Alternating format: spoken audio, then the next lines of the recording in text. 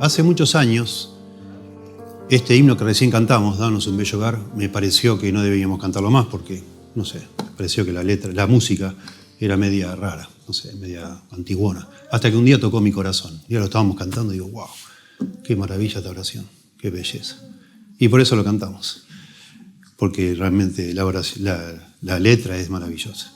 ¿Sí? Y así es el patrón que seguimos prácticamente con todo lo que cantamos, ¿no? Que tenga contenido, sobre todo centrado en Dios. Eso es lo que más nos importa. Que cuando vengamos acá, esa es nuestra visión de lo que debe ser una iglesia.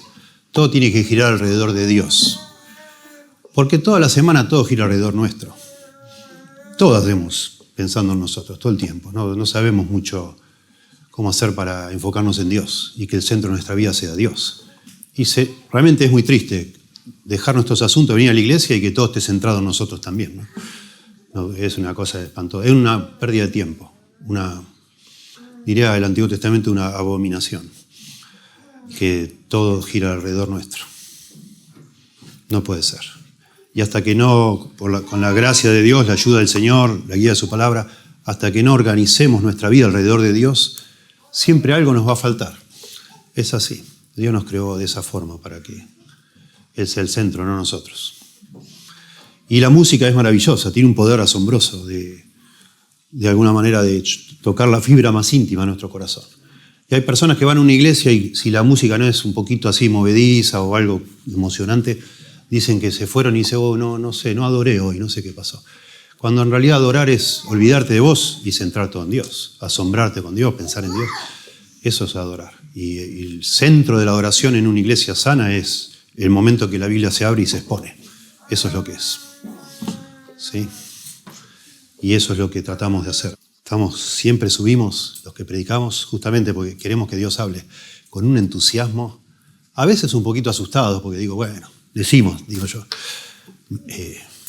qué lástima que no me aproveché mejor el tiempo en la semana para meter más carne acá, pero bueno, tranquilos.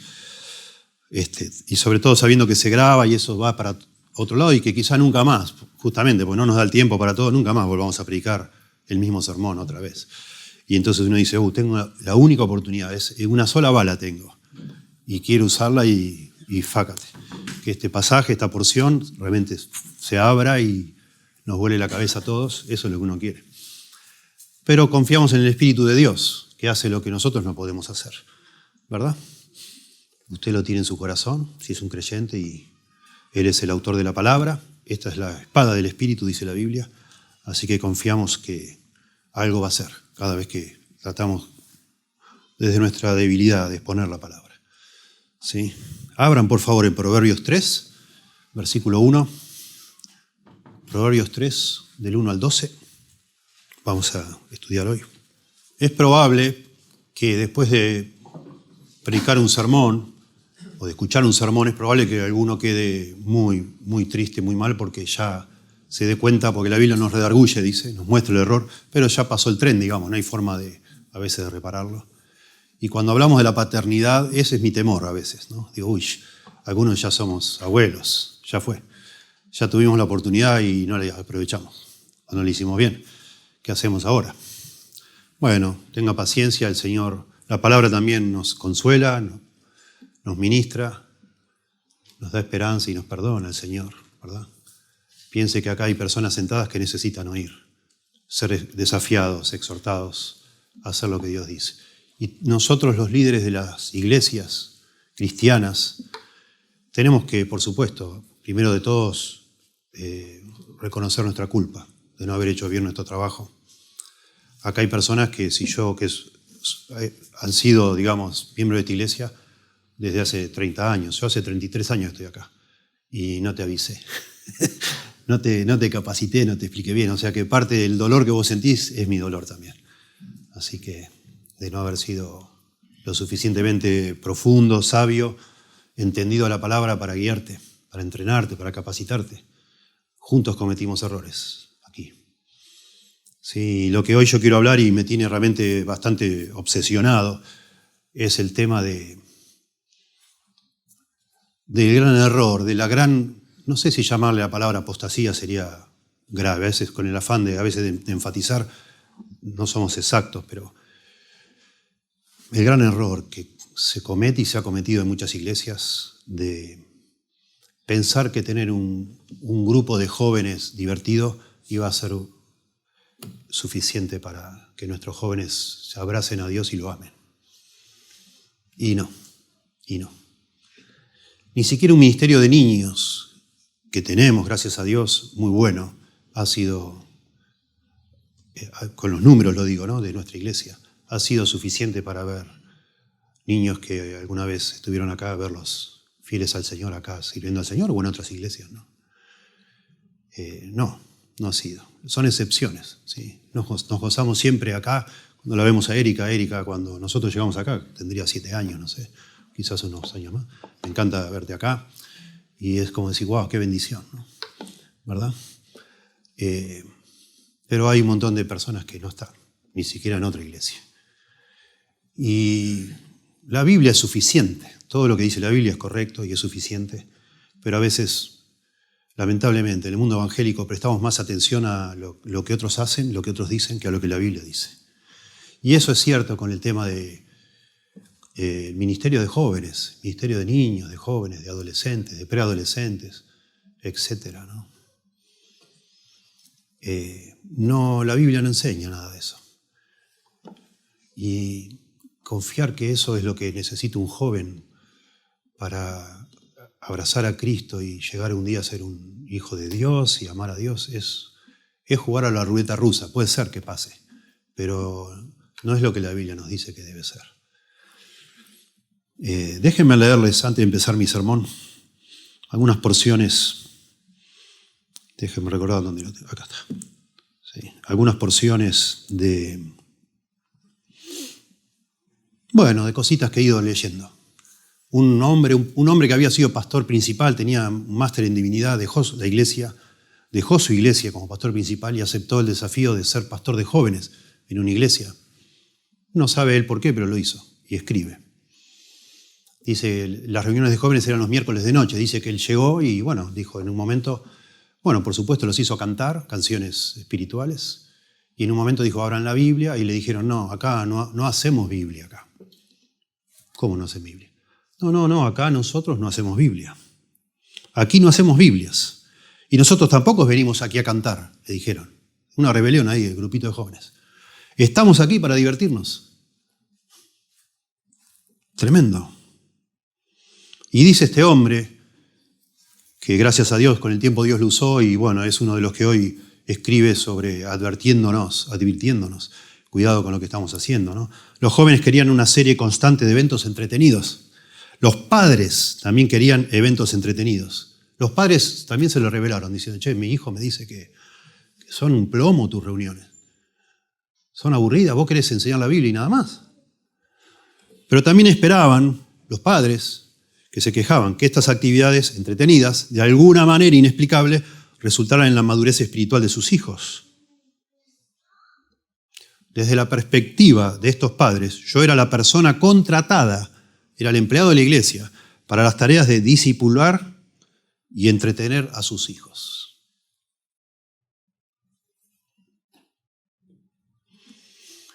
Y entonces este hombre reflexiona que a medida que este modelo de iglesia que se ha impuesto, porque se ha impuesto, ¿no?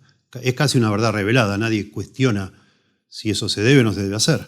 A medida que esto se ha desarrollado, no se percibe, dice este hombre, que los padres tengan la responsabilidad principal del crecimiento espiritual de sus hijos. Todos asumen que la responsabilidad principal de la conversión y crecimiento de los hijos son del pastor de jóvenes o el del líder de jóvenes, no los padres.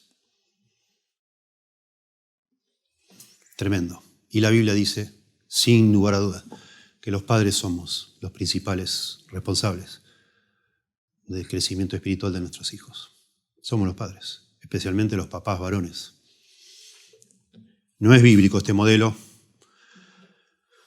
y los resultados, por supuesto, no reflejan ningún resultado espiritual ni bíblico. Es triste, es muy triste. Y esto lleva más de 100 años, esta situación, más de 100 años. lamentablemente.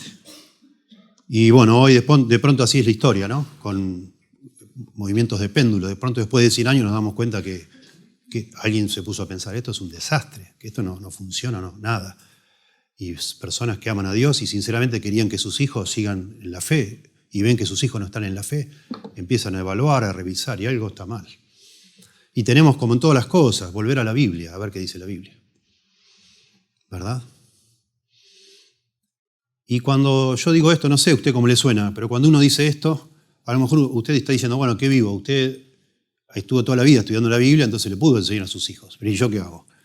¿Cómo le enseño a mis hijos? Con todo lo que tengo que trabajar, con todo el tiempo que yo dedico a mis asuntos, ¿cómo le voy a enseñar yo a mis hijos la Biblia? Les voy a modelar, digamos así, espiritualmente. Voy a formar su carácter para que sigan al Señor. ¿Cómo lo hago? Yo no tengo estudio, no tengo tiempo, no tengo libros. En fin, ¿cómo hago eso? Es muy interesante la pregunta y es válida. Y para mí es ahora vamos a Proverbios 3, pero es fascinante pensar cómo Dios desde el principio con su pueblo de Israel resolvió ese problema. Y eso lo vemos en Deuteronomio 6, de lo cual solo lo acabamos de leer y solo les hago una mención. Es muy interesante que Dios haya concentrado, después lo sabemos por Jesucristo, toda la ley en un mandamiento. Y es lo que se llama el Shema, oye. Shema significa oye. Oye Israel, dice en Deuteronomio capítulo 6, lo acabamos de leer. Si quieren, dejen la mano ahí en Proverbio y vengan conmigo, solo para verlo con claridad. Deuteronomio 6:4, oye Israel, Jehová nuestro Dios, Jehová uno es único. Y amarás a Jehová tu Dios de todo tu corazón y de toda tu alma y con todas tus fuerzas, dice Moisés al pueblo. Amarás al Señor tu Dios, ese que es único. No hay otro como Él, admirable. Y lo tenés que amar de todo tu corazón y de toda tu alma, con toda tu alma y con todas las fuerzas. Y entonces dice, y estas palabras que yo te mando hoy estarán sobre tu corazón y las repetirás a tus hijos y hablarás de ellas estando en tu casa, andando por el camino y al acostarte y cuando te levantes. Y las atarás como señal en tu mano y estarás como frontales entre tus ojos y las escribirás en los postes de tu casa y en tus puertas. Se refiere la palabra puertas ahí, las puertas gigantes que tenía cada ciudad, donde se reunían ahí a hacer negocios, donde se hacían las compras, las ventas, donde se hacían los juicios. Ahí tenía que estar la palabra de Dios, como un testimonio también. Y el pueblo judío lo entendió bien. Cuando dice estas palabras que yo te hablo hoy, no se refiere a toda la Biblia, no se refiere a toda la ley de Moisés, porque la gente no tuvo copias, no había una copia de la ley de Moisés en cada casa. Era imposible, y la gente no sabía leer. Moisés era un hombre letrado porque se crió en el palacio de Faraón. Él sabía, él escribía y él leía, pero la mayoría de la gente no lo hacía. Entonces la gran, digamos así, tensión acá, el gran desafío es cómo hacemos para que un pueblo enorme, como todos los pueblos de aquella época, que no es un pueblo educado en el sentido que saben escribir y leer, ¿cómo hacemos para enseñarle? ¿Cómo hacemos para formar toda una legión de maestros que puedan enseñar a los niños, a los jóvenes? No tenemos tal organización, no es el momento, es todo más precario. Estamos en un momento de la historia donde no es posible hacer eso, pero Dios quiere que desde el vamos, desde que empieza su nación a vivir como nación, tenga instrucción. Entonces, ¿cómo hacemos? Bueno, Dios lo resolvió, dijo, bueno, voy a condensar todo lo que yo quiero de mi pueblo en una declaración que abarque todo, que sea contundente, que si yo obedezco eso, obedezco todo.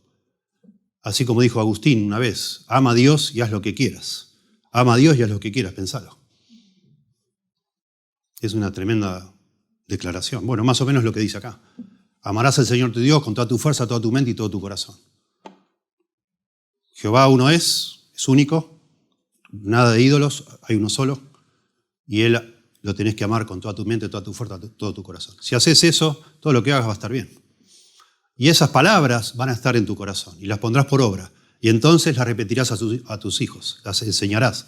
Cuando te levantes, cuando te acuestes, esto es un merismo, o sea, en todo tiempo, todo el momento. Cuando estás en el camino, cuando estás en tu casa, en todo lugar. Todo el tiempo, dale con eso. Enseñen eso a sus hijos. Dios es único y lo tenemos que amar con todo lo que tenemos. Y si hacen eso, van a de alguna manera transmitir la fe a la siguiente generación, aunque no tengan estudio, aunque no sepan leer, aunque no haya un solo libro en ningún lado, porque no había, solo los reyes tenían copias y ni le daban importancia hasta que un día alguien la encontró, ¿no? Ustedes saben, los que conocen la historia del Antiguo Testamento. Hermoso, tremendo, pero desde el principio se puso la responsabilidad sobre el papá, aunque el papá no sabía nada, no sabía leer, no tenía libro, nada, pero tenía que aprender eso, memorizarlo de alguna manera, y no solo memorizarlo, tenerlo en la mente, sino también ponerlo por obra, vivirlo. El hombre, el padre, cada padre tenía que amar a Dios, temer a Dios con toda su fuerza, y entonces hablar con su hijo de esas cosas. De manera que su hijo escuche y vea en el padre lo que tenía que hacer. Y entonces sí se podía de alguna manera transmitir la fe a la siguiente generación. Bueno, Proverbios 3, y ahora sí vamos a Proverbios 3. De alguna forma, todo el libro de Proverbios, de alguna forma, o podríamos casi seguro decir del 1 al 9 sí o sí, pero de alguna manera son las reflexiones de Salomón de lo que debe hacer un padre piadoso, un padre fiel a Dios, para transmitir la fe a sus hijos. Y particularmente este capítulo, o estos versículos, 12 versículos, yo creo, y algunos autores por supuesto creen lo mismo, son claves en el libro de Proverbios. Porque yo creo que el gran tema de estos 12 versículos es cómo hacer para temer a Dios. ¿Qué hay que hacer para temer a Dios? Este es un libro de sabiduría y apenas comienza el verso 7 dice que el principio de la sabiduría es el temor de Jehová. Y uno se rasca la cabeza y dice, ¿y qué es el temor de Jehová? ¿Qué tengo que hacer, papá? Gracias. Todos los días me decís lo mismo, pero ¿qué hago, papi? ¿Cómo temo a Dios? Bueno, en estos 12 versículos Salomón enseña qué es temer a Dios. Le enseña a sus hijos. Y me parece de nuevo notable, porque la Biblia es notable, que se nos ayude a los papás, se nos ordena a los padres. Nosotros somos los mentores de nuestros hijos, no líderes de jóvenes, nosotros lo somos. Me encanta que en la Biblia haya porciones así que nos den una guía para que no tengamos que hacer un máster en paternidad ni pasarnos toda la vida estudiando para ser padres fieles. No, tenemos que tener un puñado de conceptos casi de manera de metralleta, ¿no? Así como de repetir y repetir y repetir. Mi papá en su incredulidad, en su secularidad, digamos así, tuvo 3 o 4 conceptos así que me hartaba. Y hacíamos hasta chistes y bromas con mis hermanos. Pero funcionó. Lo que se empieza se termina, dijo. Andá y termínalo. No, papi, basta. Lo que se empieza se termina. Lo que se empieza se termina. Lo que se empieza se termina. Me volvió loco toda la vida con eso. Y la verdad funcionó. Me clavó un clavo ahí que ahí está. Nunca salió. Y el gran desafío, papás que están acá y mamás que son sus ayudas idóneas, para juntos hacer esto que no es fácil. No es fácil. Es demasiado, es enorme, es titánico. El gran desafío es clavar en el corazón de nuestros hijos 4 o 5 clavos. Eso es lo que es, para que nuestros hijos amen a Dios y lo sigan. Son decisiones después. El Proverbios pone, digamos así, el énfasis en los 2 lados. Cuando leemos Proverbios y vos sos papá, te sentís aludido. Decía, yo tengo que hacer esto. Si sos hijo, también te sentís aludido. Porque tenés que obedecer esto. Porque son las órdenes de un padre a su hijo, ¿verdad? Yo si soy padre digo, yo tengo que hablar esto con mi hijo. Vos si sos hijo, y acá hay jóvenes, la Biblia te desafía a decir, bueno, yo tengo que prestar atención a esto, ¿verdad? Y aquí entonces son 12 versículos, tenemos 6, digamos así, 6 clavos o 6 verdades que nosotros debemos plantar en el corazón de nuestros hijos para que aprendan a temer a Dios. Digamos que la gran presunción de este versículo, o de estos versículos, de esta porción, es que los padres creyentes deben enseñar a sus hijos a temer a Dios. No lo hago yo. No lo hace el líder de jóvenes, si es que tuviéramos. No lo hacen los maestros allá atrás. Vos lo tenés que hacer. Y nosotros vamos a tratar de ayudarte. De alguna manera, si vemos con claridad el modelo, nosotros en este tipo de reuniones y otras, lo que hacemos es tratar de que vos pongas en tu corazón estas palabras y trates de ponerlas por obra. Pero después tenés que salir de acá e ir a tu casa y enseñar a tu hijo. Cuando te acuestes, cuando te levantes, cuando andes en el trabajo, etc. Y tenerlas atadas en tu mano, lo cual algunos dicen que tiene que ver con el trabajo, puestas en tu frente, todo el tiempo lo que pensás, en los postes de tu casa. Tu casa tiene que estar bajo estas reglas, digamos así. Y aún en las puertas de la ciudad, es como dice Deuteronomio 6. O sea, tenemos que organizarnos de alguna manera. Recién decíamos, una iglesia sana es una iglesia donde el centro es Dios. Bueno, un hogar sano, un hogar piadoso es donde el centro es Dios. Y la forma práctica de hacer eso es, bueno, poner ciertos principios como lema bajo el cual nosotros nos conducimos, vivimos. Y creo que aquí están estos principios. Proverbios 3, del 1 al 12, dice así: Hijo mío, no te olvides de mi ley. Perdón, porque estamos en paréntesis, no de mi ley. Mi ley.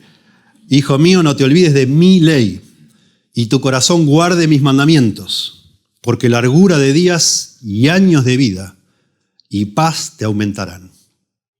Nunca, noten, todo el tiempo lean esto pensando, esto es lo que el padre le dice al hijo y asumo yo que le machacó toda la vida. Nunca se aparten de ti la misericordia y la verdad. Átalas a tu cuello, escríbelas en la tabla de tu corazón y hallarás gracia y buena opinión ante los ojos de Dios y de los hombres. Noten que hay un espacio ahí en nuestras Biblias. ¿Sí? Noten, antes de seguir leyendo, noten que son 12 versículos.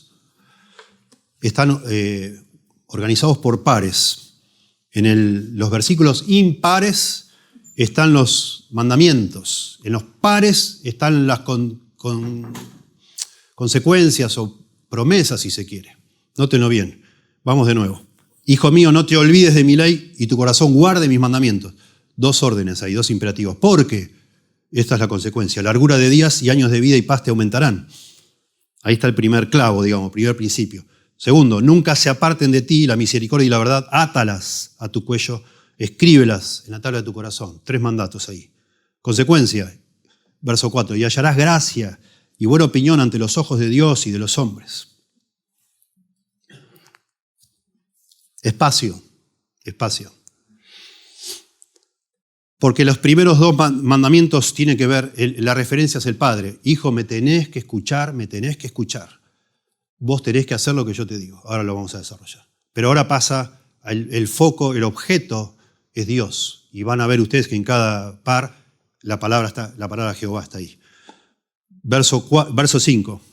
Fíate de Jehová de todo tu corazón y no te apoyes en tu propia prudencia y reconócelo en todos tus caminos. Ahí agrega una tercera y ahí la consecuencia es chiquitita. Y Él enderezará tus veredas. Cuarto clavo, digamos. No seas sabio en tu propia opinión. Teme a Jehová y apártate del mal. Porque será medicina a tu cuerpo y refrigerio para tus huesos. Recompensa.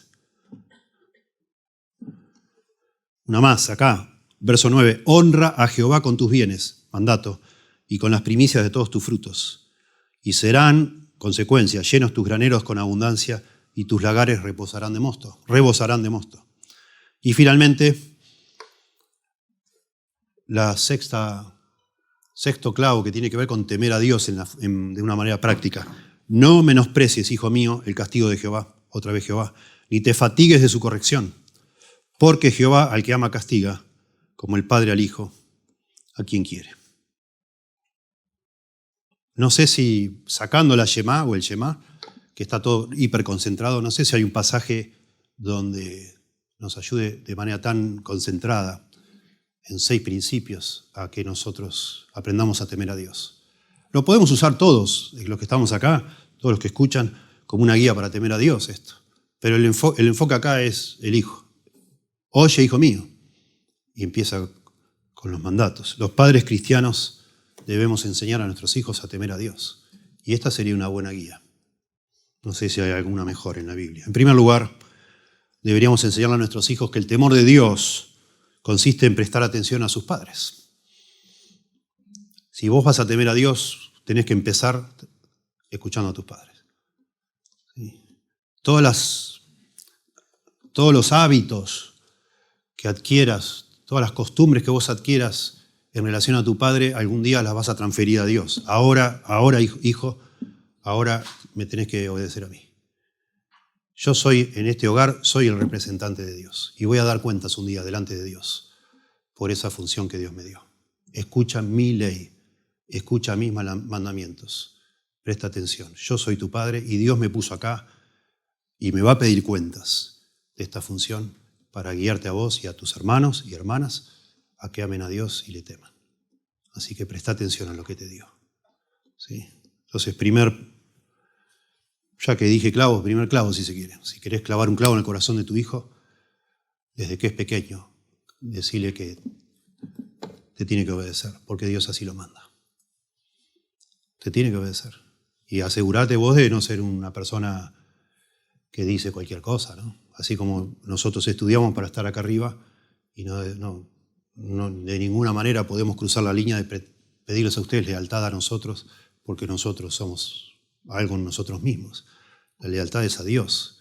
De la misma manera, nosotros como papás tenemos que estar seguros que somos los papás que Dios quiere que seamos.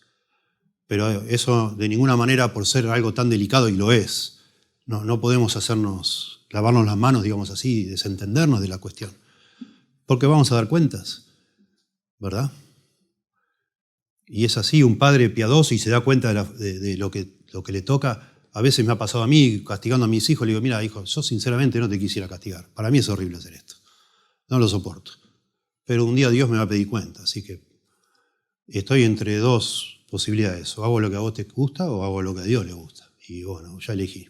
Disculpame, hijo, te voy a castigar. Pero te amo mucho, pero te voy a castigar.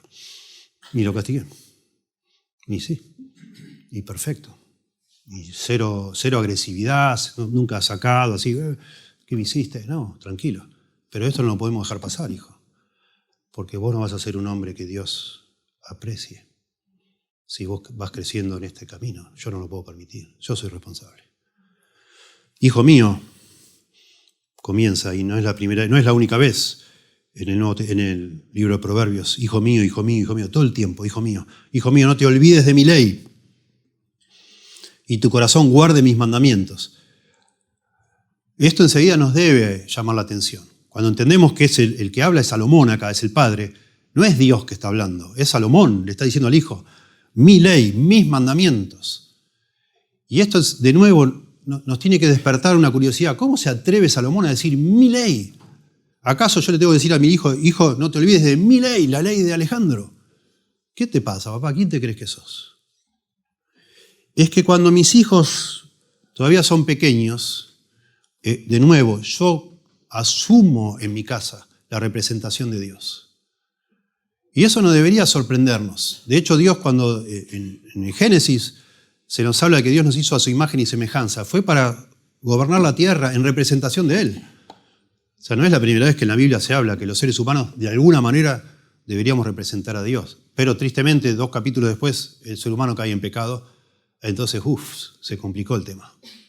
Porque somos un desastre. Pero el mandato sigue estando de llenar la tierra y sojuzgarla, etcétera, etcétera. Y bueno, a veces hay injusticias. Yo lo entiendo eso y entiendo también, siempre lo traté de entender, que en cuanto yo siento a mi conciencia que me acusa de que hice algo, me propasé, me siento con mi hijo y le pido perdón. Perdóname, hijo. Se me fue la mano. Juzgué mal. No sé, lo que sea. Pero eso es lo que se debe hacer y no hacer nada. No hacer nada es claudicar de tu función y solo es cuestión de tiempo que tu familia sea un desastre y vos te lamentes de no haberte involucrado en la vida de tu hijo. Entre paréntesis, por eso también es tan grave y delicado el tema del divorcio. ¿Cómo hace una familia donde se han divorciado los dos? ¿Cómo se cría un joven, un adolescente, donde elige dónde estar? Y siempre va a elegir estar más con uno de los padres que menos le exige, ¿no? Y la verdad es que se complica demasiado. Bueno, ese fue un paréntesis. No te olvides de mi ley y tu corazón guarde mis mandamientos. Hablando, parece con atrevimiento, como si él tomara el lugar de Dios. Y es lo que hace, toma el lugar de Dios. Y en el hebreo son las palabras que se usan para la ley, la Torá. Torá es la palabra ley, sí. Y misbot son los mandamientos, igual que en la ley de Moisés, igual, lo mismo. Y sorprende que las recompensas que le promete al Hijo, si él toma nota de lo que él dice y lo escucha, y guarda sus palabras, las recompensas son las mismas que promete la ley de Moisés. Asombroso. Porque dice, porque largura de días y años de vida y paz te aumentarán. Y eso es lo que dice la ley de Moisés. Asombroso. ¿Se acuerdan ustedes el quinto mandamiento? Honra a tu padre y a tu madre. ¿Sí? Honra a tu padre y a tu madre, dice la Biblia. Yo lo tengo en la versión de Deuteronomio 5:33. Para que viváis bien, dice, y tengáis largos días en la tierra que habéis de poseer. Para que viváis largos días. Y en Efesios, cuando habla de que los hijos deben obedecer a sus padres, dice, porque es el único mandamiento con promesa. Y la promesa es tener largos días. Largos días. Y el padre acá le dice, oíme, hijo, atendé, no te olvides, para si querés tener largos días. Y él reemplaza la palabra honra, o la idea de, en vez de decirle, hijo, honrame a mí para que tengas largos días, le dice, hijo, presta atención a mis mandamientos, guardalos si querés tener largos días. Porque es lo que Dios dice. Ella sabía el quinto mandamiento, está en Éxodo y está en Deuteronomio, ¿verdad? Ya sabía cómo era. Impresionante. Él le está diciendo al hijo, sin querer, le está diciendo, o queriendo, pero un poquito transformado, le está dando el quinto mandamiento. Hijo, tenés que hacerme caso, porque si no, no vas a tener largos días. ¿Sí? Cuando habla de largos días, noten que acá habla de días, años y paz. Porque largura de días y años de vida y paz te aumentarán. Bueno, los días son en el contexto hebreo, ¿no? Son la medición más pequeña de tiempo, digamos, y años la más larga. Y acá habla de largura de días y de años. Está hablando de una vida larga, de una persona que va a permanecer, lo cual es una bendición para ellos. Y acá habla de años de vida. La palabra vida también habla de una vida abundante, una persona que va a disfrutar la vida. Y después, por supuesto, el concepto de paz, shalom, también se habla, el tema de shalom tiene que ver con, siempre en la Biblia, shalom es más que paz, es satisfacción, es una vida abundante. Un hijo que se sujeta a sus padres, padres que tratan de guiarlos por el camino de Dios, se le promete tener una vida abundante, una vida larga y una vida abundante. Maravilloso. Y eso mismo dice en otros pasajes que es la consecuencia del temor de Dios y la consecuencia de la sabiduría, asombrosa. Una persona que busca sabiduría va a tener largura de años y una vida abundante. Lo mismo una persona que trata de temer a Dios, así va a ser. Y lo mismo una persona que procura prestar atención a lo que su padre dice. Impresionante. La idea es de satisfacción plena, plenitud, shalom. Dice un escritor, la continuidad de la vida, estos largos días, la paz y la prosperidad, shalom, califican esta vida como una vida con toda suficiencia y buena fortuna, libre de hostilidad y carencia, llena de contentamiento interior, deleite, gozo, placer, como un regalo de Dios. Años interminables, imagínense, años interminables sin paz. Sería un castigo más que una bendición. Imagínate que te digo, ¿no? Vas a tener una vida súper larga, pero no vas a tener paz. Mejor no. Acá la promesa es deseable para un joven sabio, ¿no? Que presta atención. ¿Quién no va a querer eso? Bueno, nosotros como papás, de nuevo, estos son las verdades. Las verdades en el contexto de nuestro hogar no se dicen una vez y ya está. Como diciendo, yo ya te dije. No, se machacan. Se dicen de una forma, se dicen de otra. Por eso a veces también el libro de Proverbios es muy repetitivo. Porque es lo que es la forma de transmitir sabiduría a tu hijo. Hijo, todo lo que se empieza, se termina. Y ya cuando decís, hijo, sí, ya sé, papi, ya lo termino. Y voy a hacerlo. Porque ya me enloqueció con lo mismo. Y funcionó. Y nosotros tenemos que pensar, todavía los que están a tiempo, ¿no? Acá, y los que todavía no se casaron, ¿no? Tomen nota, por favor. Tendríamos que pensar, ¿cómo hago yo para inculcar esto en mi hogar, bajo mi techo? ¿Sí? Que no es que yo sea un tirano, no se trata nada de eso.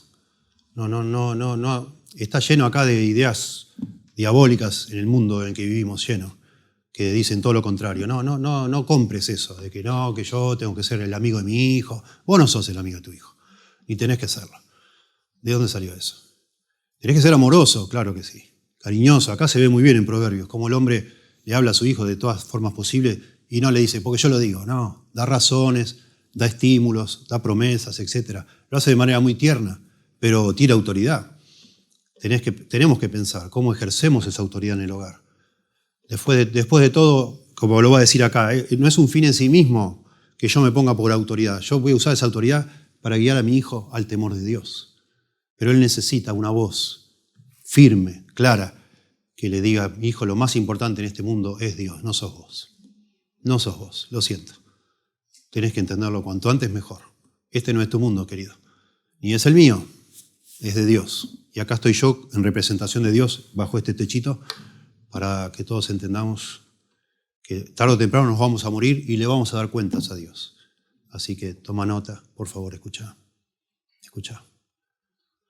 Y de nuevo, tenemos que crecer todos nosotros para ser esos padres. Porque no vale decir, bueno, porque yo lo digo. Bueno, alguna que otra vez sacá esa carta si querés, sacala. Pero en lo posible decir, mira, por ahora, hacelo porque yo lo digo. Déjame que voy a averiguar. Voy a hablar con el pastor, o voy a hablar con alguien, o voy a leer la Biblia, voy a ver, pero estoy seguro que eso no está bien. Eso no se hace. Hijo, no. De todas maneras, de nuevo, no tenemos que ser expertos en ética, ni en cada una de las posibilidades habidas y por haber, sino lo que hace este pasaje es englobar con principios y con 5 o 6, como acá hay 6. Con estos 6 decir, mira, esto no encaja acá. ¿Dónde está el temor de Dios en esto? No está. ¿Dónde está la humildad en esto que vos querés hacer? No hay. Ya está, hijo, ya sentís, eso huele mal, ya está, no lo hagamos. Yo no te sé explicar todo, hijo. Y ya tu hijo de pronto ya estudió más que vos, ¿no? Y cancherea con eso. Hijo, baja un cambio, tranquilo, no lo vamos a hacer. Eso no se va a hacer, eso no se va a comprar. ¿Y por qué, papá? ¿Por qué no? Porque, mirá, y abrís, aunque sea un pasaje como este, decís, decime vos, ¿dónde ves que a Dios va a agradar algo así? No. En segundo lugar, nosotros como padres no solo enseñamos temor de Dios a nuestros hijos, enseñándoles a que nos presten atención a nuestras instrucciones. En segundo lugar, el temor de Dios tenemos que enseñarles implica lealtad y fidelidad a Dios y a otros. Y este es el más difícil de todos los puntos, porque la palabra que se traduce acá, misericordia, no es tan fácil de traducir. La palabra Gesed en el hebreo, más que misericordia, significa amor leal, pero siempre es en el contexto del pacto de Dios con Israel. Es el amor, la mayoría de las veces, se usa 233 veces en la Biblia esta palabra, Gesed. La mayoría de las veces es el amor de Dios por su pueblo Israel, con el cual Él hizo un pacto. Pero también es el amor que Dios reclama que Israel debe tener con Él, su pueblo con Él. Gesed, amor leal, amor constante, amor fiel, que no cambia, que está en el contexto justamente de un pacto. Si lo traducimos amor, lo sentimentalizamos demasiado, porque no es amor solo. Si traducimos solo como algo de pacto, también le quitamos ese aspecto que tiene que ver con la lealtad, con la respuesta de uno hacia el amor que uno recibe, que en este caso es de Dios, que es constante. El amor de Dios es constante. Nunca va a cambiar con su pueblo. Bueno, en el griego lo pusieron misericordia, eleos, y así lo están en nuestras Biblias, pero no es lo mejor. Nunca se aparten de ti, podríamos decir así, el amor leal y la verdad. La palabra verdad ahí también, emet, tampoco es fácil de traducir. Se puede traducir como, si traducimos misericordia como lealtad, la verdad podría ser traducida como fidelidad. Y parece una redundancia, pero este par, misericordia y verdad, ustedes lo pueden buscar en la Biblia, se repite mucho. Muchas veces aparecen ambas juntas. Y pega muy bien, lealtad y fidelidad, lealtad y fidelidad. Hijo, sé fiel, sé leal, sé veraz. La palabra acá para verdad, veraz, certeza, veraz, veracidad, etc. Dice un léxico hebreo, a medida que estudiamos sus diversos contextos, la palabra verdad acá, emet, se hace manifiestamente claro que no hay verdad en el sentido bíblico, es decir, verdad válida fuera de Dios. Toda la verdad viene de Dios y es verdad porque está relacionada con Dios. Hijo, pensemos en lo que significa ser fieles a Dios. Él es nuestro Dios, Él es nuestro Padre, Él es el Creador. Estos dos conceptos, según la Biblia, deberían guiar todo lo que hacemos y pensamos.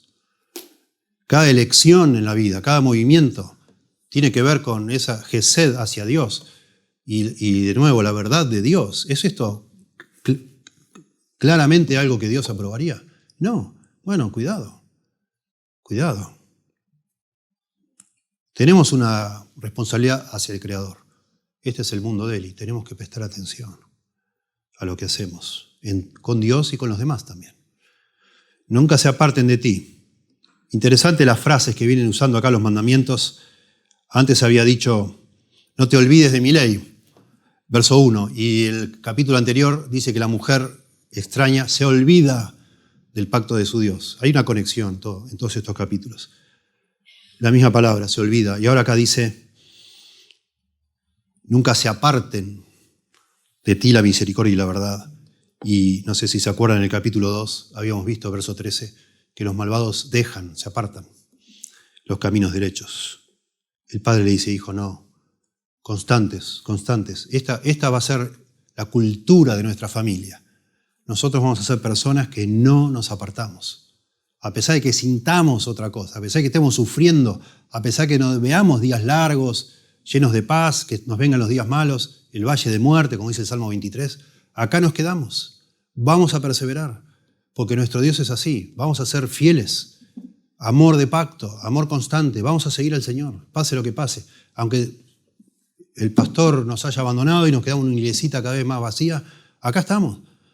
Somos fieles al Señor. Nos quedamos acá, no vamos a cambiar. Eso hablamos con nuestra familia. Acá estamos, papi, pero se volvió una cosa espantosa. Me da tristeza ir ahí, como están las cosas ahora. Acá estamos. Mientras el Señor no nos guíe, oremos, sigamos orando. Yo estoy orando como padre para guiar esta familia. Estoy dispuesto a cambiar de trabajo, a ir a otro lugar, pero mientras tanto acá estamos. Y si vamos a otro lugar, ahí estaremos. Y si después resulta que no nos gustó tal o cual cosa, ahí estaremos. Porque eso nos identifica como una familia temerosa de Dios. Estar ahí, estar. Yo no me voy a apartar, hijo, dentro de lo que pueda. Soy muy débil. Pero estoy determinado a seguir adelante y humillarme delante de Dios las veces que sea necesario, pero ahí estar. Como Dios quiere, porque esta vida va a pasar volando, pasa volando, y ya pronto estaremos delante de Dios y tenemos que dar cuenta. Eso es nuestra cultura, este es el ADN de los pelufos, ahí vamos a estar. Eso es lo que vamos a hacer, a seguir adelante. No vamos a saltar de un lado al otro, buscando que alguien nos entretenga. No es eso, Dios no pide eso.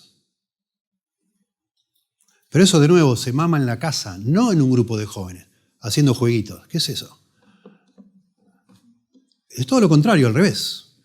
Es al revés. Parece que hay frases hechas que parece que tienen la autoridad bíblica, ¿no? Dicen que es un pecado aburrir a un joven con la Biblia. No sé, para mí es un pecado estar más preocupado por lo que piensa un joven que por lo que dice Dios. Eso es un pecado.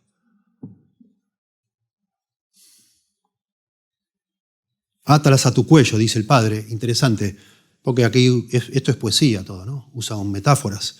Átalas a tu cuello. ¿Qué cosa? La misericordia y la verdad. La fidelidad, la constancia y la lealtad a Dios. Escríbelas en la tabla de tu corazón. Bueno, es muy lindo la poesía, pero a veces empiezan la discusión de decir, ¿qué significa atarse algo al cuello? Y uno dice, bueno, como un talismán, como un amuleto. No pega. Como un escudo, una protección. Bueno, la poesía se lee, la poesía hebrea sobre todo, se lee en líneas. Y acá lo primero que tenemos que pensar es que la respuesta a qué significaría eso está en la misma composición de esta estrofa. Dice, átalas a tu cuello, escríbelas en la tabla de tu corazón. Y vos decís, ¿qué hay acá? ¿Qué hay en común o contraste o comparación o qué? Bueno, habla de cuello y de corazón. El corazón es algo que no se ve, el cuello lo pueden ver todos. Eso es mi conclusión. Algunos dicen, bueno, el cuello, si me cortan el cuello, me sacan la vida. Entonces, bueno, atalas a tu vida, a todo lo que haces en la vida, y escribas en la tabla de tu corazón. Bueno, ponele. A mí me parece a mí, sin ser dogmático, que lo que está diciendo el Padre es que esto de conducirse con misericordia y verdad tiene que ser algo que se ve externamente, pero que está también internamente, me parece a mí. Es algo que todos los demás pueden ver, pero que también solo Dios conoce, que está en el corazón. Tampoco en el corazón hay una tabla, ¿no? ¿Verdad? Está hablando de grabar algo fuertemente, de algo que te acompañe como un collar, digamos, lo llevas a todos lados, todo el mundo sabe, ve que vos sos una persona fiel, confiable, leal a Dios y a otros, ¿por qué no? También. Y Dios sabe, porque ve tu corazón. Nunca se aparten de ti la misericordia, etc. Sí.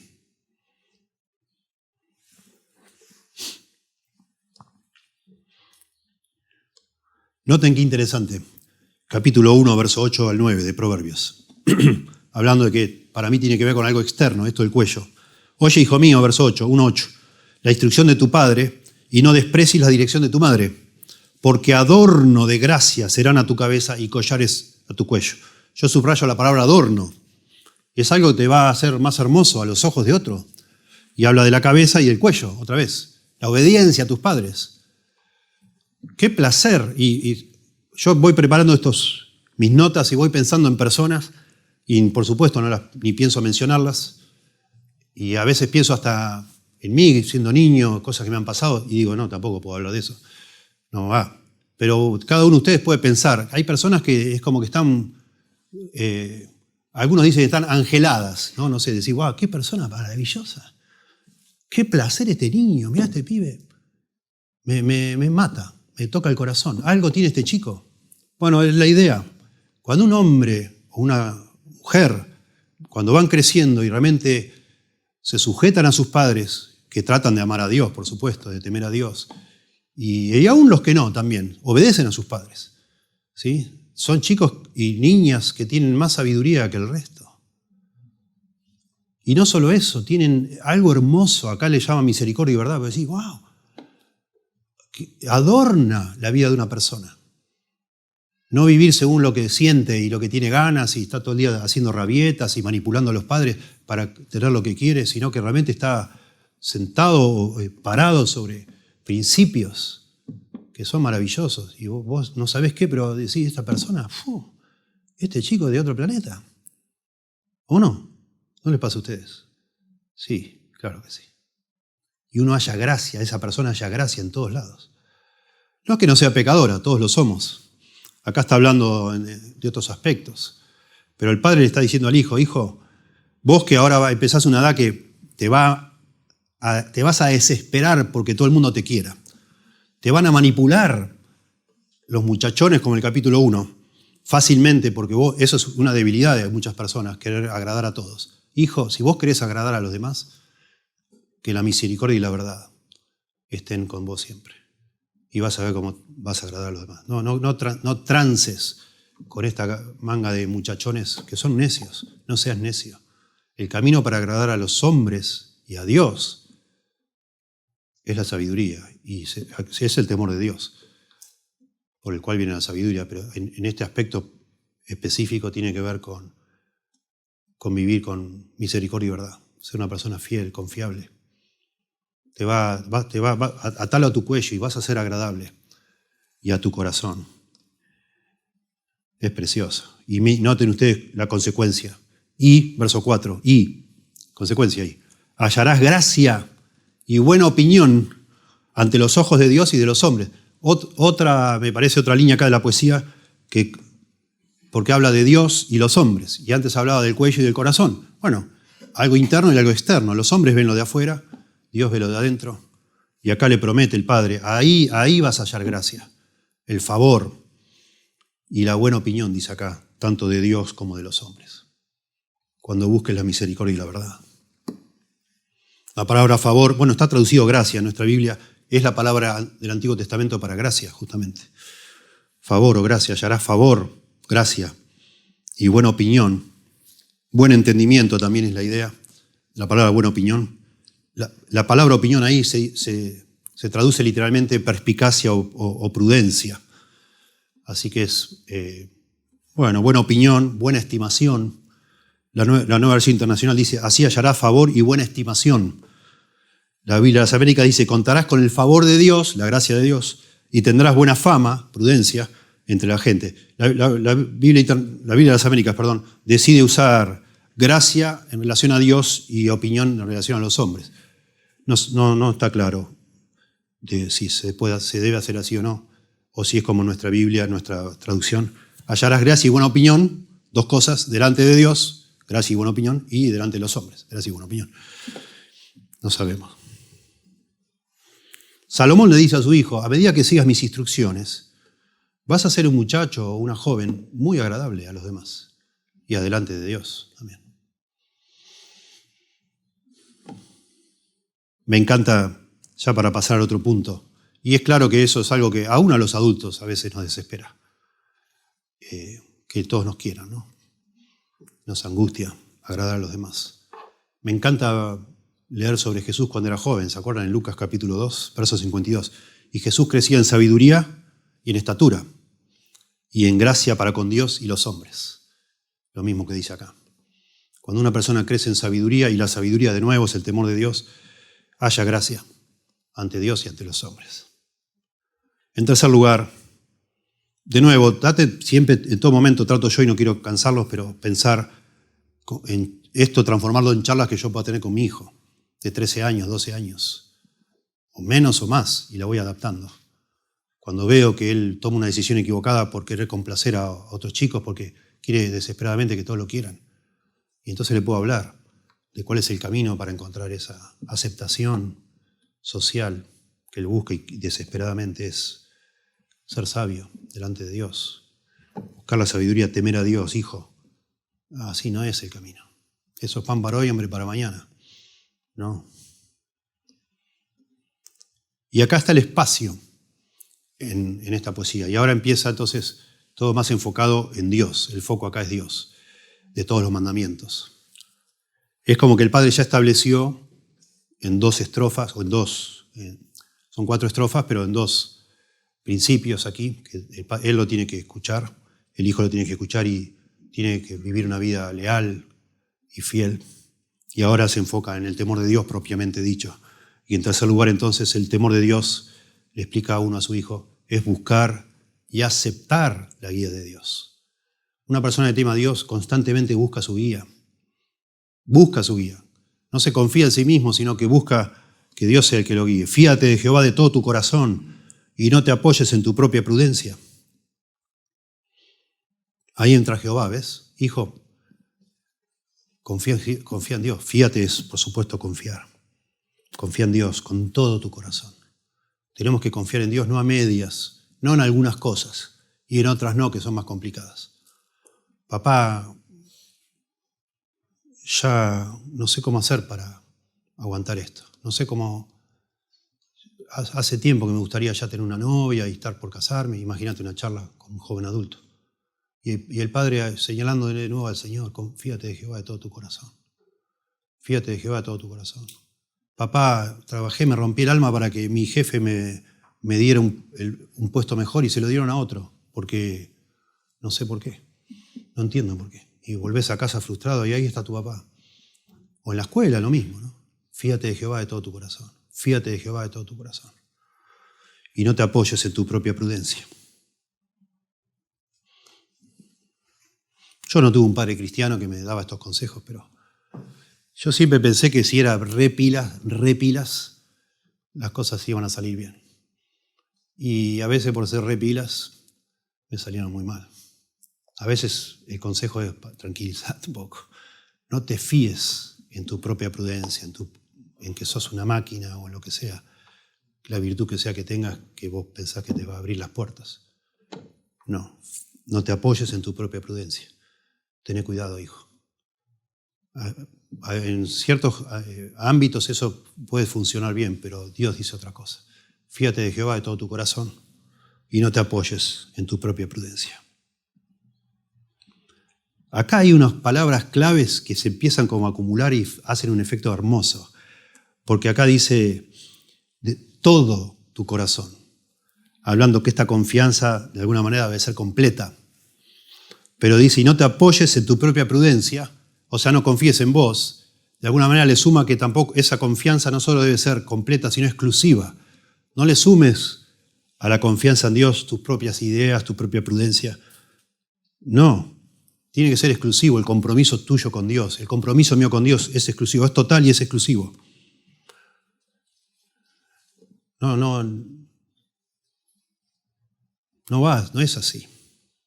Y después agrega una tercera línea, verso 6. Reconócelo en todos tus caminos. Otra vez un todo ahí. Y agrega a lo de total y exclusivo la idea de exhaustivo en todos los aspectos de la vida. Camino siempre se usa para... es una manera muy interesante de hablar de nuestra vida. Es un camino que vamos andando. En toda tu vida, en todas las cosas que hagas. En la escuela, en el trabajo, en las finanzas, en la parte sentimental, en todo. Reconocerlo a Dios en todo. Eso es temer a Dios. Y Él, Dios, enderezará tus veredas. Hermosa promesa. Este es uno de los pasajes más conocidos de Proverbios, si no es el más conocido y el más abrazado por muchas personas. Hace muchos años yo fui a ver a un amigo mío que estaba por cometer un error enorme y lo cometió, lamentablemente. Y él sacó este versículo para... Yo, digamos, apelando a la amistad que yo pensaba que teníamos, le dije, estás haciendo un error. Dios no va a bendecir eso. Y él abrió su Biblia y me dijo, mirá lo que dice acá. Él va a enderezar mis caminos. Déjame. Yo sé que sos mi amigo y te pido como amigo que me dejes hacer esto. Dios va a enderezar. Si estoy equivocado, lo va a enderezar. Bueno, no es así esto. Los proverbios no son promesas para usar de esa forma. Y no le fue bien, lamentablemente. Muy mal. Hasta el día de hoy yo creo que está sufriendo consecuencias de eso.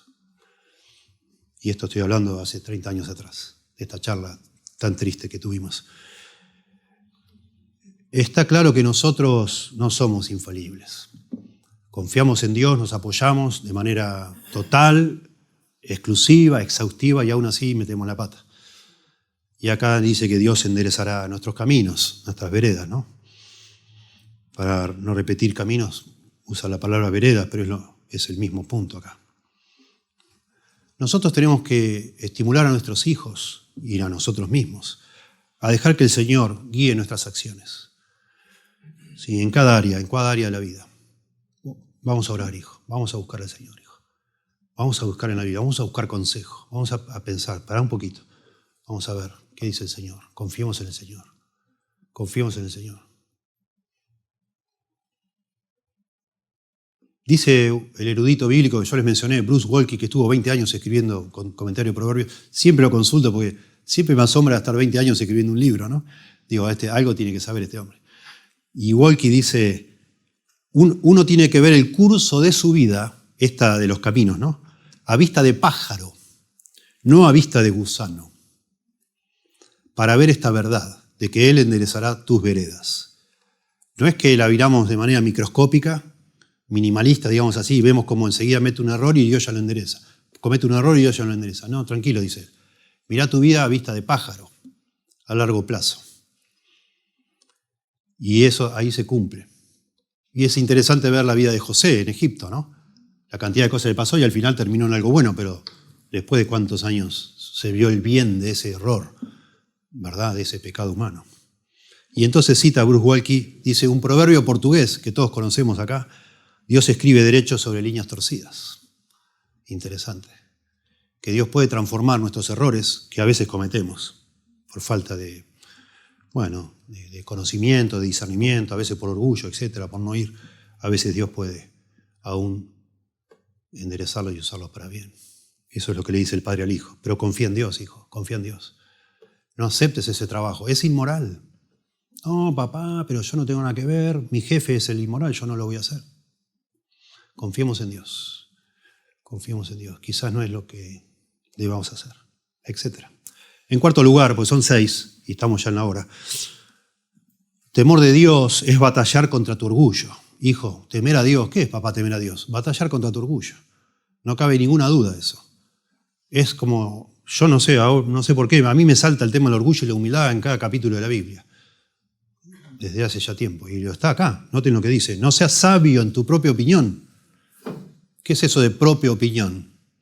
Bueno, es eso, orgullo. ¿Sí? Teme a Jehová, contrario, en vez de ser sabio en tu propia opinión, teme a Jehová y apártate del mal. ¿Quién te dijo, hijo, que eso tenés que hacer? No, porque a mí me parece. Ah, a mí me parece. Eso es tu opinión. No le des tanto crédito a tu opinión. No le demos tanto crédito a nuestras opiniones. Eso no es temer a Dios. No lo es. Por eso leemos la Biblia, buscando que Dios nos haga crecer en sabiduría. Porque yo desconfío de mis opiniones. No sé ustedes, pero yo desconfío de mis opiniones. Porque soy un pecador. Porque el Señor me ha perdonado, pero todavía pienso de manera mundana en muchas cosas. Estoy en una cultura que piensa cosas, y bueno, todo me afecta. Piensa cosas opuestas, etc. Y no es tan fácil abstraerse de todo. Tengo un contexto, tengo un pasado, arrastro conmigo un montón de ideas falsas. Tengo un corazón pecaminoso que busca desesperadamente a veces justificarse para pecar y va formando sus propias ideas. Y tengo esa soberbia, arrogancia de creer que mis ideas son bárbaras y son mejores que las tuyas y mejores que las de Dios. Es una lucha permanente con el orgullo. No seas sabio en tu propia opinión. Teme a Jehová y apártate del mal. Yo no sé qué haces vos en casa, pero parte de la educación de mis hijos con mi esposa fue hablar de la humildad todo el tiempo. Y señalar en cuanto había una actitud de orgullo, decir, eso no va. Y cuando era mía, digo, perdonen hijos, perdón. Se me salió la cadena hoy. Eso no va, no puedo decir eso, no debo decir eso. No es así. Y orgullo. Humildad. A ver si eso de nuevo da fruto, porque eso es lo que es una virtud necesaria para ponernos bajo la autoridad de Dios y no creernos nosotros nuestra propia autoridad. Esa es la gran lucha del hombre, por eso hicieron la Torre de Babel y todas las cosas. ¿Lo ves? Es el drama de la redención desde que Satanás cayó por orgullo, Satanás hizo caer a Eva por orgullo, después cayó a Adán, etc. Todo, orgullo por todos lados. Y esa es la belleza de llegar a ser cristiano, porque el Señor no sabemos bien cómo lo hace, pero nos humilla y nos vuelve pobres en espíritu. Nos hace ver que no somos nada y eso es una belleza.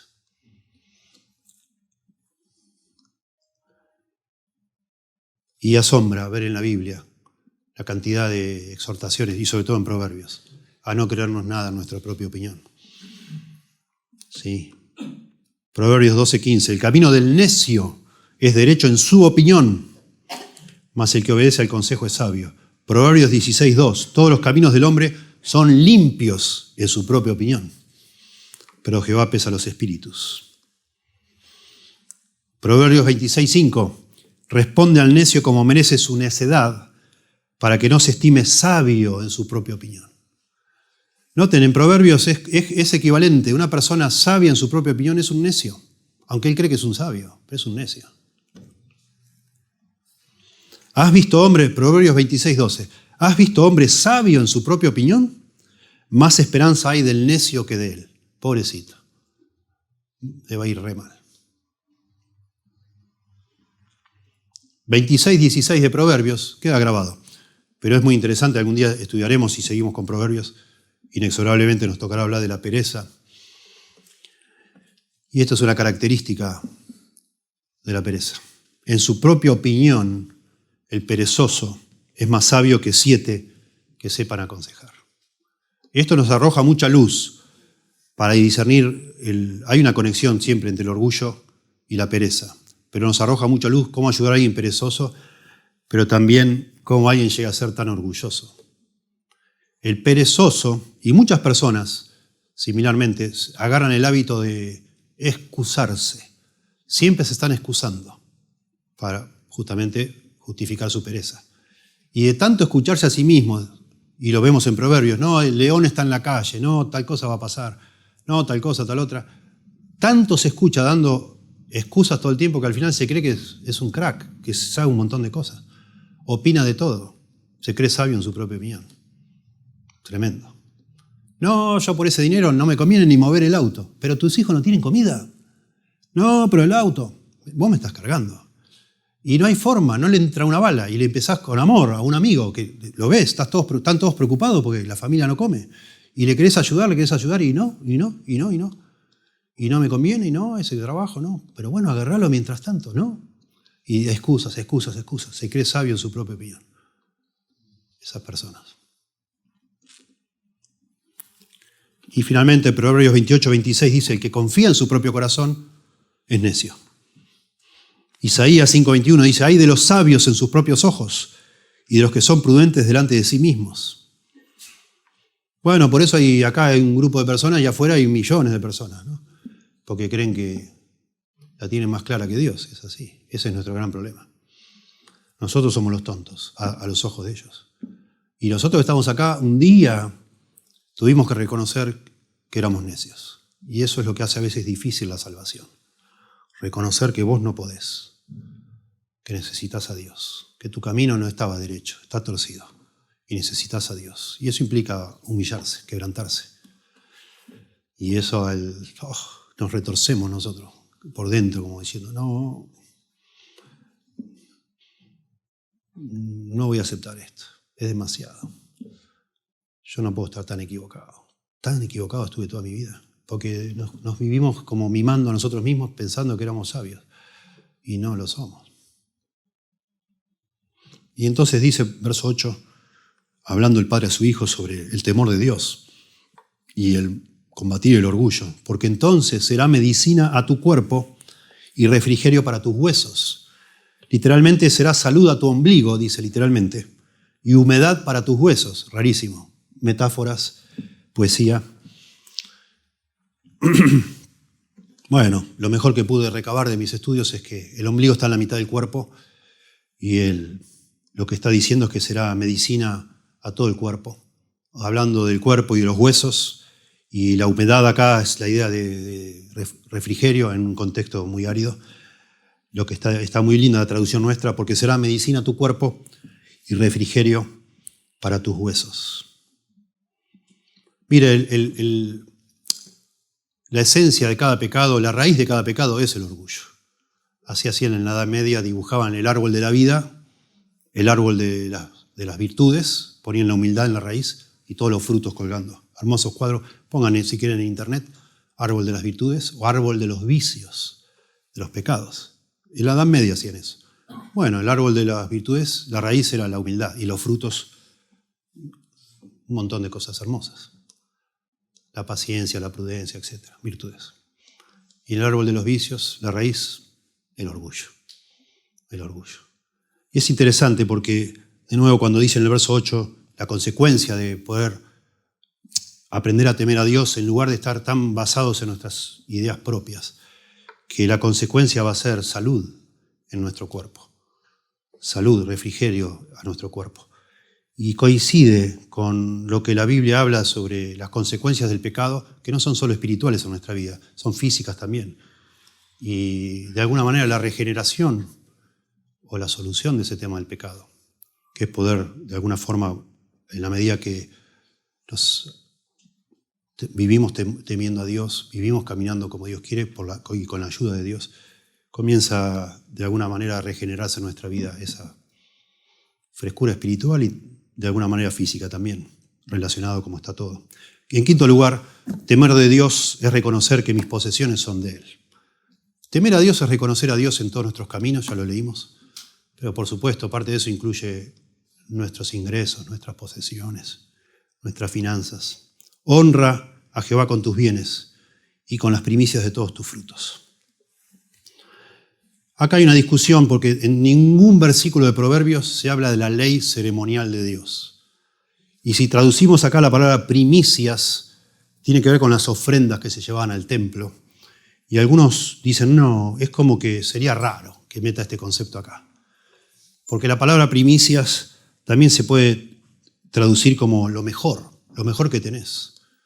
Y quedaría más normal dentro de este contexto que habla de la vida en general. Honra a Jehová con tus bienes y con lo mejor de todo lo que tenés. Honralo a Dios, usá todo para Dios. Que Dios sea el centro de tu vida, ese es el punto acá. Honrar, literalmente la palabra tiene que ver con algo que es pesado. Y de nuevo, dar honra a Dios es reconocer que Él es importante. Eso es honrar. Dar la importancia, el valor a una persona de todas formas posibles, con la boca y con mis acciones. Honrar a Dios con los bienes, creo que es claro para nosotros, es también usar esos bienes que tenemos, reconociendo que son de Él y usándolos para Él, en lo que podamos. Por eso yo digo que temor a Dios es también reconocer que mis posesiones no son mías en realidad, son de Él. Él me las dio. Y las quiero usar de manera que glorifiquen a Él. Sin vergüenza. Dios ha dado a unos más, a algunos menos.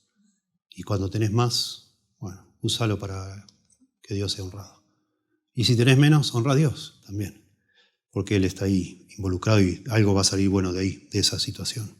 Y entonces dice, será lleno, verso 10, y, consecuencia, serán llenos tus graneros con abundancia y tus lagares rebosarán mosto. Bueno, esto es abundancia, bueno, esto parece el evangelio de la prosperidad, ¿no? Y lamentablemente usan este pasaje para pedir plata a la gente. Vení, dejá, pactá, dice, ¿no? Pactá con Dios, traernos dinero y Dios te va a dar mucho más. No es lo que está diciendo acá.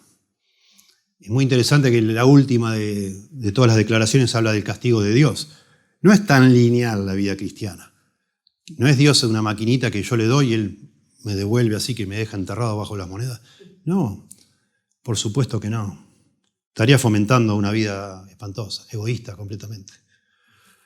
Pero en general, y así son los proverbios, son verdades generales. Si nosotros hacemos a Dios el centro de nuestra vida, incluidas nuestras finanzas, bueno, vamos a vivir una vida de largos días, una vida de largos años, de paz, de prosperidad. Y no vamos a tener faltantes, no vamos a pasar hambre. Al menos vamos a tener lo necesario, es lo que Dios nos dice. Y es motivador esto, para un joven, imagínense escuchar a su papá decir, hijo, este es el camino, algún día te vas a fascinar teniendo cosas, bueno, honra a Dios, tranquilo, eso tenés ahora, bueno, eso no es tuyo, te lo dio Dios, úsalo para Dios. Aparta algo para darle a Dios cuando vayamos al templo, diría un judío, pero también tener misericordia de otros. Más adelante en el capítulo va a hablar de tener misericordia, pensá que hay otros que no tienen nada, dale a otro, en el nombre de Dios, usalo para glorificar a Dios y disfrútalo tranquilo. La parte que te quede para vos, hacelo con gozo. Dios te va a bendecir. Teme a Dios. Y finalmente, versículos 11 y 12, temor de Dios es abrazar la corrección divina. Es parte de vivir la vida bajo Dios, es reconocer que Él es Dios, que yo nunca hago ni puedo hacer todo lo que Él exige, no, nunca voy a estar a la altura, y que a veces Dios me corrige, como un padre al hijo a quien ama.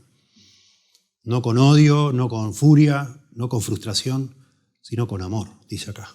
No menosprecies, hijo mío, el castigo de Jehová, ni te fatigues de su corrección. Despreciar o menospreciar es rechazar, no lo rechaces, hijo. No aborrezcas, la idea de fatigarse es aborrecer también. No te fatigues, no diga, ufa, Dios, basta. Esto no funciona, ya me cansé de temerte, no te quiero temer más. Mirá cómo me van las cosas. Me dijiste que me ibas a dar abundancia en los lagares y qué sé yo, y no tengo abundancia. Bueno, a veces así es porque Dios nos quiere llamar la atención, como un padre al hijo a quien quiere. Verso 12, porque Jehová al que ama castiga, como el padre al hijo a quien quiere. Nuestro Dios que nos ama a los que somos creyentes, nos castiga a veces, nos corrige, nos disciplina.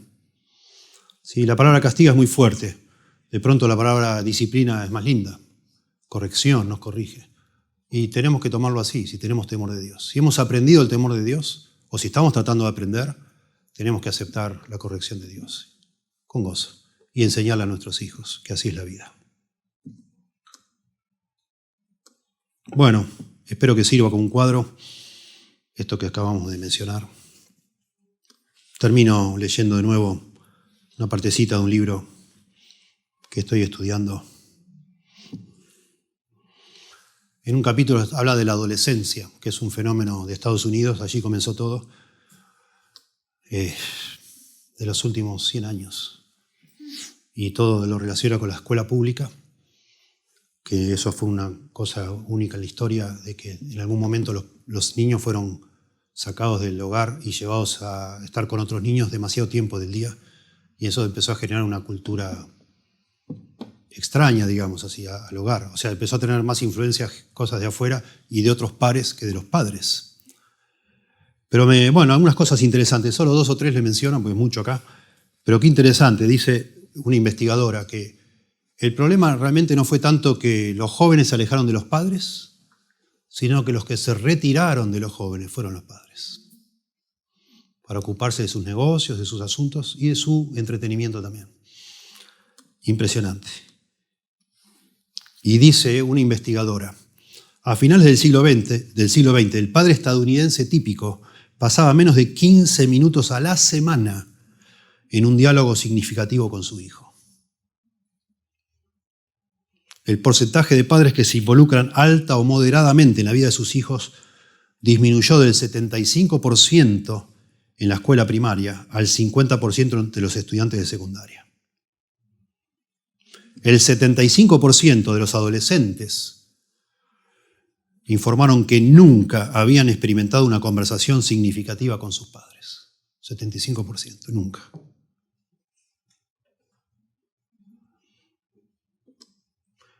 Y dice, termina esta investigadora, dice, este cuadro se nos escapa de nuestra vista, no porque nuestros propios hijos sean rebeldes y nos eviten, es porque no estamos ahí, ni nos damos cuenta. Y a mí me interpela mucho leer esto, porque, claro, leemos lo que la Biblia dice que tenemos que hacer. Es obvio que para transmitir la fe a mi hijo, y este modelo que nos dice la Biblia, aunque sea bastante concentrado en pocas verdades, 6 clavos, digamos así, o la Shemá, pero tengo que estar tiempo ahí. Esa es la clave. No, y termino así para decir, hermanos, no nos excusemos. Es tremendo, yo no sé, para un padre cristiano sea algo más triste que ver a sus hijos caminando en el mundo, fuera del Señor. Pensá. Cuando nos reunimos los pastores en Idear y queremos bendecirlos y juntamos a veces un momento, un círculo de pastores para orar por sus necesidades, no una sino varias veces terminamos llorando cuando un pastor muy respetado en su iglesia abre su corazón y nos dice, oren por favor por mis hijos. Y se quiebra. Y se quiebra él y se empieza a quebrar otro y estamos todos llorando. Y no es que no nos cuente intimidades, porque no nos cuenta intimidades. Solo nos dice, pasó su infancia, yo orando por su salvación, pasó su adolescencia, orando por su salvación. Está terminando en la universidad y ya no le importa nada. Y ya cada vez tengo menos influencia en su vida. Y bueno, oren por favor, por la salvación de mis hijos. Tremendo. Pero eso de nuevo cae sobre nosotros. La salvación es de Dios, por supuesto, pero hay un gran esfuerzo que tenemos que hacer. Transmitir la fe a nuestros hijos, enseñarles a temer a Dios. Dios les dará la salvación cuando sea el momento, pero nosotros podemos enseñarles el temor de Jehová. ¿Sí? Señor, te damos gracias por tu palabra. Por favor, que la uses en nuestro corazón. No nos damos cuenta, Señor. De alguna manera o de otra, pecamos por despreciar tu palabra. Parece que usamos los versículos favoritos y otras partes de una manera misteriosa, ni las tomamos en cuenta, Señor.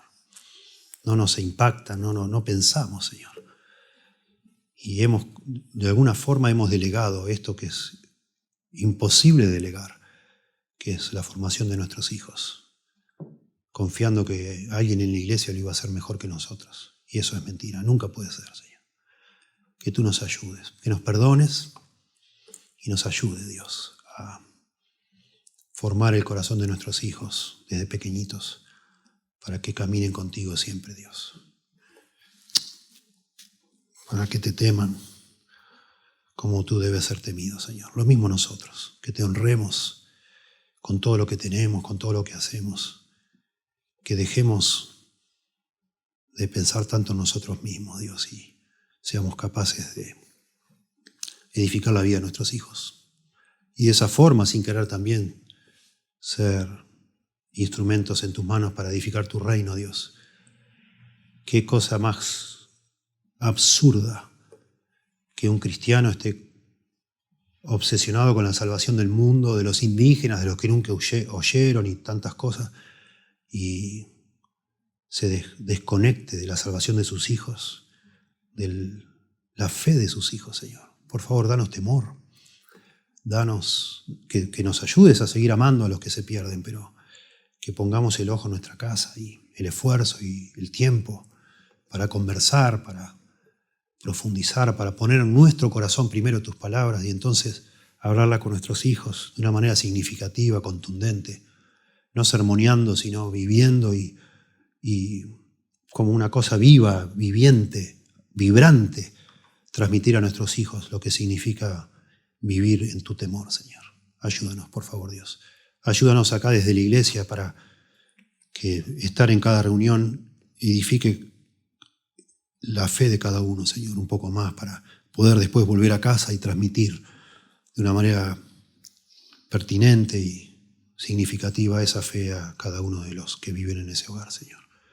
Perdónanos, Señor, por esta infidelidad tan evidente y tan patética y triste cuando pasan los años, Dios. Ayúdanos. Oro por los jóvenes que están acá, que tú de alguna manera también les ayudes a recuperar tiempo perdido, que les des por tu gracia y misericordia temor de ti, para que te busquen de corazón y puedan ver con claridad que este mundo es toda una gran mentira, es una ilusión vanidosa, que pronto llegará la muerte y si no creímos en ti estamos perdidos para siempre, Señor.